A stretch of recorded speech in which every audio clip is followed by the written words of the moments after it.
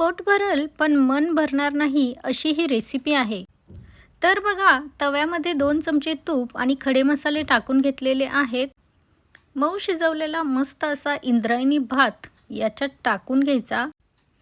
शिजवलेल्या मटणाचं अळणी पाणी मटणासकट टाकून घ्यायचं आणि झालं। आता याच्यात फक्त हळद आणि थोडंसं चवीपुरतं मीठ टाकायचं।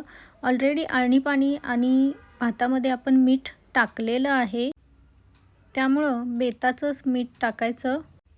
त्यानंतर व्यवस्थित मिक्स करून घ्यायचं। मिक्स केल्यानंतर छान अशी मिनिटभर वाफ काढून घ्यायची झाकण लावून।